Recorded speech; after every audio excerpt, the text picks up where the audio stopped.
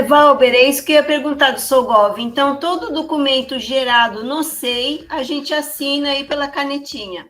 Um Exato. documento externo que eu vou anexar no processo, eu assino pelo Solgov.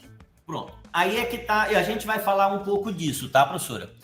Nós, UFMA, não geramos mais documento externo, porque nós geramos enquanto UFMA, certo? Então, a gente gera já dentro do próprio SEI. Professor, mas quando é que eu vou assinar via Solgov? Eu assino documentos que não são da instituição. Por exemplo, um formulário que o Banco do Brasil me deu, que eu não posso alterar esse formulário. Aí eu assino, tá? Um formulário do INSS, eu assino, tá? Porque eles são documentos não gerados pela UFMA. Nós, enquanto servidores, temos que gerar toda a nossa documentação aqui, ok? Mas e aqueles documentos e declarações que o SIGA gera automático, que tem um espaço para a gente assinar? O que acontece, tá? A gente está evoluindo aquela documentação, isso está no plano de atualização de 2023. Nós temos aquelas declarações da época que ainda era punho, tá, pessoal? Hoje, a gente não é mais obrigado a fazer essas assinaturas a punho. Então, consta lá, mas não é necessário, né? Por quê? Porque eu vou entrar aqui no meu SIGA.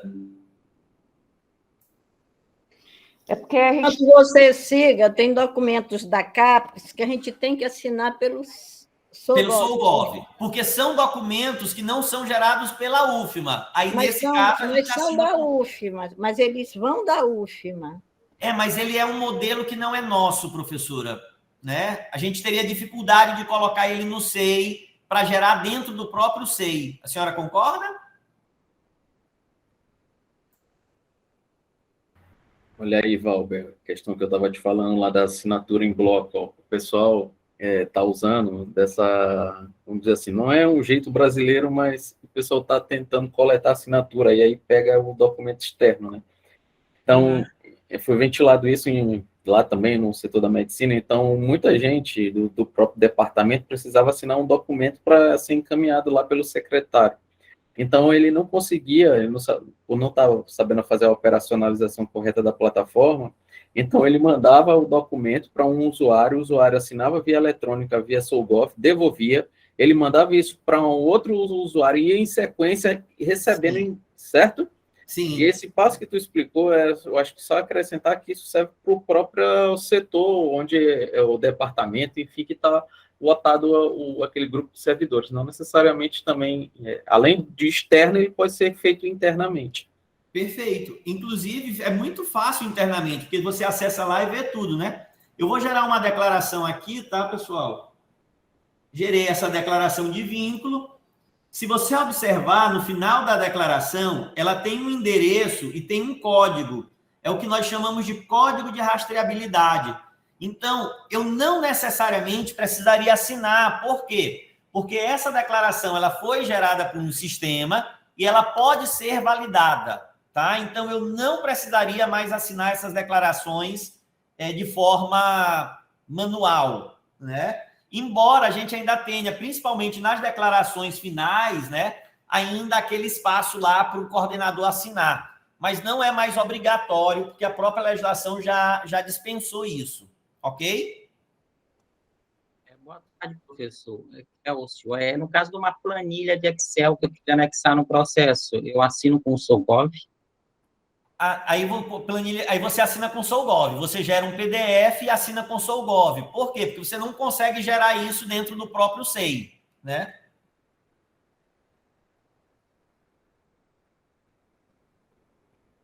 Ok? Até aqui, pessoal? Então, quando... Pode falar, Janaína. Eu entro depois. Não, é só para saber, se o SIG ainda gera essa declaração dessa forma, então não tem necessidade de fazer outros tipos de declaração pelo SEI. Como você, por exemplo, colocou aí da ata, por exemplo, um aluno quer uma declaração de TCC ou de alguma coisa desse tipo. Então, não tem necessidade, usa do próprio sistema.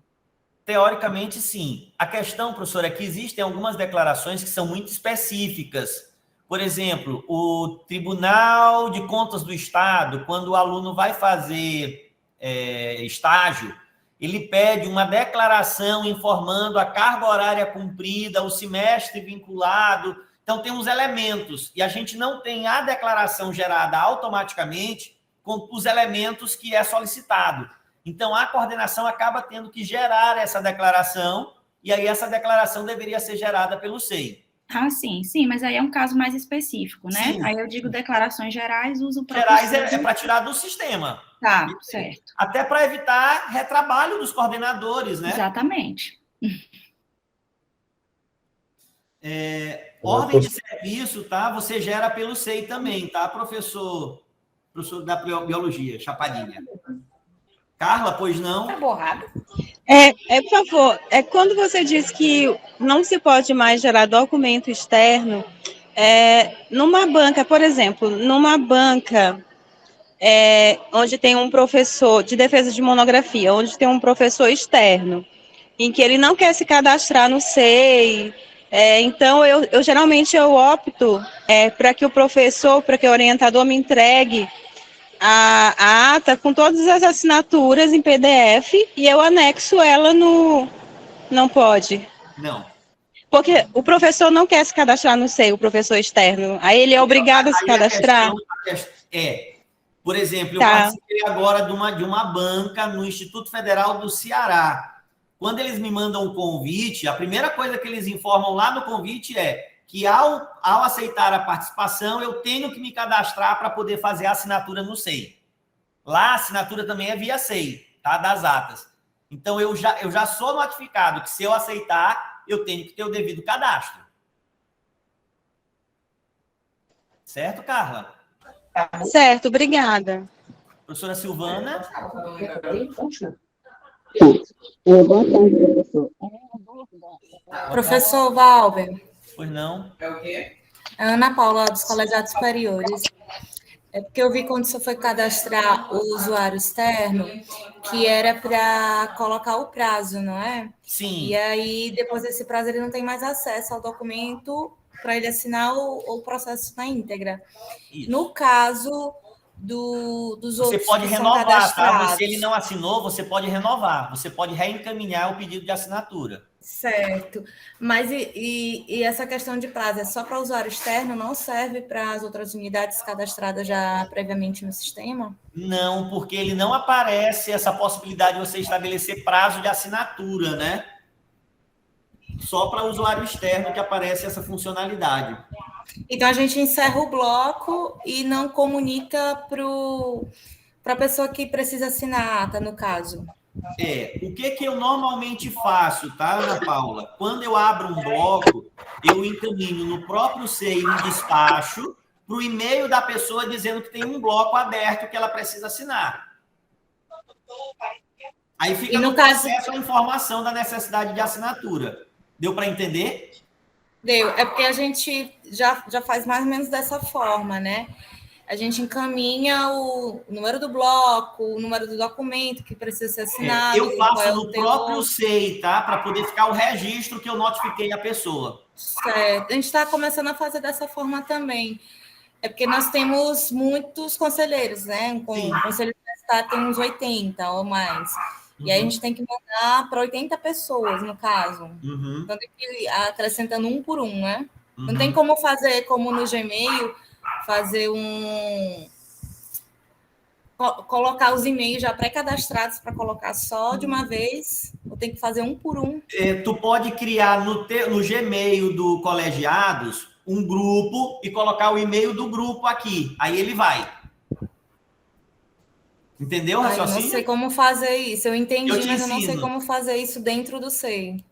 Tá, é porque tu no Gmail tu pode criar um grupo de e-mail, aí aparece o endereço do grupo. Aí nós já temos aí isso. No SEI tu coloca o endereço do grupo. Entendi, professor. Depois eu explico então aqui. Sem professor, problema. Professor, e a assinatura em assembleia departamental? É a mesma lógica, professora, tá? Os docentes assinam no SEI. Certo, obrigada. Professor, é a professora Silvana. A minha dúvida é, em relação a que você falou em relação à declaração de estágio, né? Tem muitos alunos de biblioteconomia que pedem declarações específicas. e querem levar impresso. Aí, nesse caso, eu tenho assinado, né? Colocado a assinatura física mesmo. Aí, nesse caso, tem que ser gerado pelo SEI? Tem. Inclusive, professora, por exemplo, eu estive no MEC agora, o MEC só tem uma impressora para todo o prédio. Eles não imprimem mais documento físico. Todo documento eles enviam eletronicamente. Se você quiser fisicamente, você imprime. Tá entendendo? Ah, entendi. Porque, então, por exemplo, quando a gente assina pelo Gov, fica bem claro lá que esse documento essa assinatura só tem validade para documento digital, né? No caso dele imprimir com a assinatura do Gov, não teria validade, não é isso? Não, ele também tem. Existe uma possibilidade de você pegar aquele códigozinho que está lá embaixo e colocar no validador. Aí você sabe se aquela assinatura é verídica ou não. Dá mais trabalho, mas é possível. Ah, perfeito. Tá, muito obrigada. Professor Alain. Oi, Valber. Tudo bom, Valber, no caso de progressão docente, onde a ata é um anexo da resolução, que a gente preenche a ata e aí anexa esse documento no... Antes a gente assinava, né? Cada um dos 3 professores assinava e anexava ao SEI. Eu posso anexar essa ata sem as assinaturas digital e eles assinam só eletronicamente? Não, Alan, já tem essa ata. Deixa eu ver se eu entro no SEI mesmo, tá? Já tem essa ata no SEI regular. Aqui no DECA a gente já usa. Deixa eu ver se eu tenho algum processo com ata aqui. Eu te mostro já. Eu não posso deixar os dois abertos, senão eu vou me bagunçar aqui, né?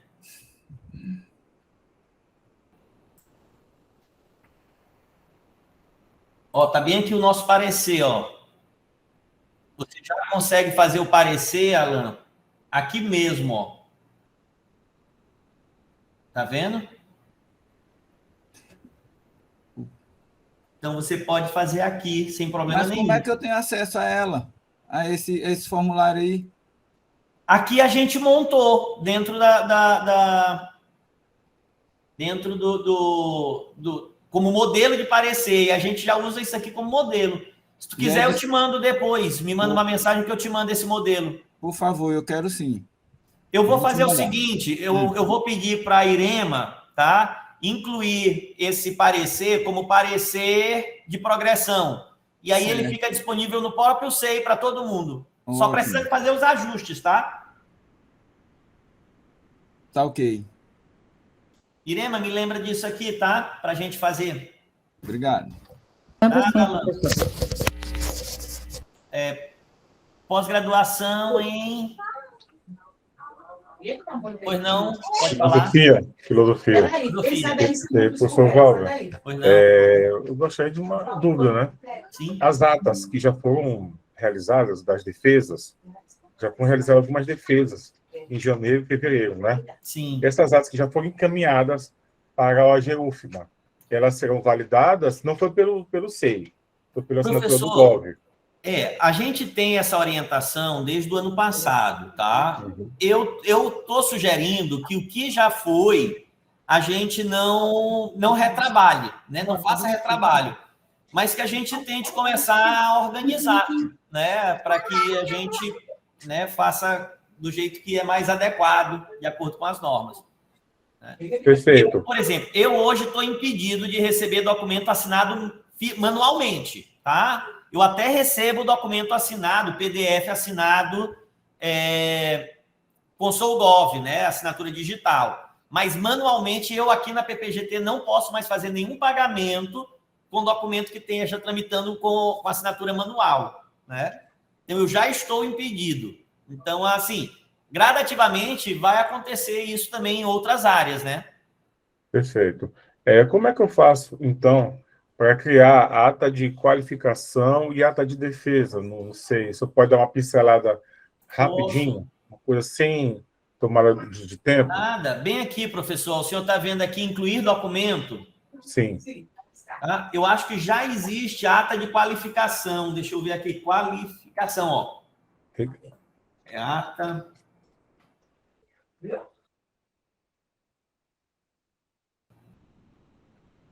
Ó, ata de apresentação de TCC, tá? Certo. E eu acredito que tem uma ata de qualificação. Eu acho que quem começou a fazer isso, inclusive, foi o programa de políticas públicas, que andou me solicitando, e tinha esse modelo.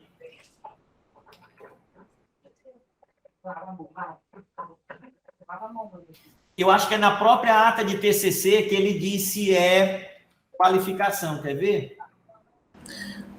Professor Valber, boa tarde a todos. Existe, na realidade, uma ata de defesa, mas de qualificação especificamente não existe. Eu já procurei aí, mas não encontrei. Qualquer coisa a gente pode criar o documento também, a ata de qualificação, tá? Porque aí fica mais fácil para vocês poderem editar. Irena, coloca na lista aí pra gente criar. Eu ainda tenho perguntas, por favor. Tá rapidinho, tá, gente? Eu tenho perguntas. O professor externo, como é que eu oriento ele a fazer ele assinar, né, via SEI, o professor externo, o professor que esteja de uma universidade aqui no Brasil, e eu também tenho professor que está até em outro país, né? Como é que a gente faz? Eu acredito que seja a mesma situação, né? Como é que eu procedo para ele ter o acesso ao SEI e fazer a devida assinatura, professor? Bem aqui, tá, professor? Eu disponibilizei esse link, que é exatamente o passo a passo do acesso externo ao SEI, como é que ele se cadastra. Perfeito. O que acontece? Bem aqui eu vou fazer uma observação. O governo federal vem fazendo um movimento para a gente adotar isso tudo via SouGov, tá? Via GovBR. Então, a gente está acreditando que até o final de março, os nossos acessos, tanto aos nossos sistemas internos quanto ao SEI, vai ser via GovBR. Então, se ele tiver GovBR, automaticamente ele vai conseguir acessar o SEI para fazer as assinaturas, tá? Perfeito, entendi. Então, mais à frente, né, ele vai ter que ter o GovBR, tá? Por enquanto, o procedimento é esse que está bem aqui, nesse link. Pode dar orientação, que ele pode fazer o seguinte passo, tá? Ele vem na página da UFMA. Desliga o microfone. Tem alguém com o microfone? Professor, com licença, peça só para desligarem os microfones. Tem alguém com o microfone que está...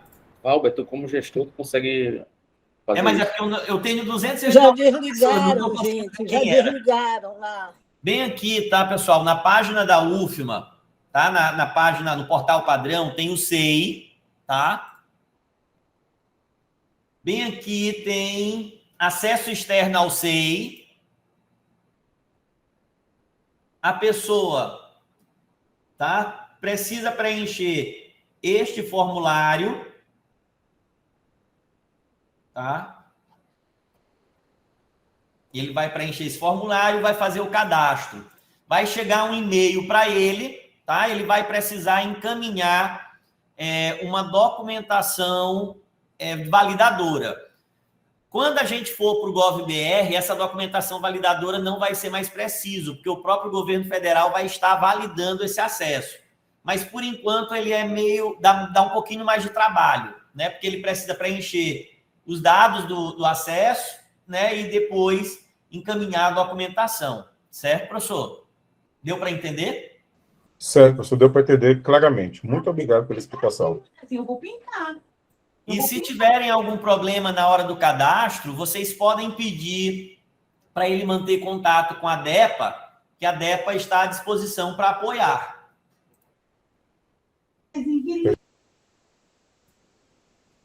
Mais algum questionamento, professor? Não, ok, tá tudo ok. Muito obrigado. Nada. Ana Paula? Ana Paula? Mais algum questionamento? Professor José Vinícius? Técnico administrativo de licenciatura do Campus Bom Jesus. Professor Valber, por gentileza. Pois não? Por gentileza. Vocês me ouvem, né? Sim. A minha dúvida é a seguinte, aqui no programa que eu trabalho, nós também gerenciamos documentos de inscrição de seletivo. Eu queria saber o seguinte, se a gente pode receber documento digitalizado assinado a punho, por exemplo... Não Tem que pode. ser sougov.br mesmo? Não pode. Todo documento entregue à instituição tem que ser entregue via SEI. Eu não posso receber documento de outra forma que não gere protocolo. Eu posso receber por e-mail? Legalmente, não era para eu receber por e-mail. Na verdade, é porque no caso aqui o processo é todo feito via SIGA. Sim, então, no caso você vai receber via documentação do SIGA. Posso receber com assinatura física? Tecnicamente, não. Tá? Mesmo pelo SIGA, ele deveria fazer as assinaturas digitais em documentos em PDF.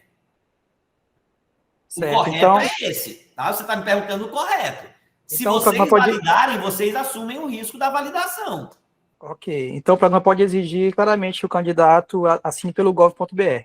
Sim. Inclusive, tem tem um ofício 132 que dá essa orientação, tá? 132 da PPGT, do ano passado, né? Que a documentação tramitada dentro do âmbito da UFMA deve ser toda assinada digitalmente. Certo. E no caso de professores do próprio programa que se recusam a utilizar o sistema ou a assinatura digital, a gente faz o quê? A gente abre sindicância, a gente encaminha para o correto PPGT? Seria fazer a denúncia, né? Porque ele tem que cumprir o ato legal. Ele, no caso, estaria descumprindo o ato de determinação legal no âmbito da sua atribuição, né? Certo. Teoricamente, Perfeito. Pode. Vamos fazer? Ok. Não sei. Essa é a minha dúvida, porque aqui a gente tem muita resistência quanto a isso aqui no programa que eu trabalho. As pessoas elas não entendem que a UFMA está passando por uma mudança de não é a UFMA, documentos né? físicos eletrônicos. Isso é no âmbito federal, né? Exatamente, como um todo. Né? As pessoas acham que é só aqui dentro da UFMA. Então, agradeço pela esclarecimento. Obrigado. Tá? Por exemplo, eu aqui na PPGT tenho recebido ainda de alguns programas solicitações de pedido manual. Eu estou tendo que devolver. Né? E aí diz assim, mas o senhor é muito burocrático. Não, eu não posso. Né? Principalmente eu que trabalho com finanças, né? Com elementos financeiros. Se eu pagar com um documento assinado manualmente, eu vou responder. E eu não quero devolver dinheiro que eu não usei. Né? Nem devida, nem indevidamente. Certo, Vinícius? Mais alguma coisa? É isso, professor. Obrigado.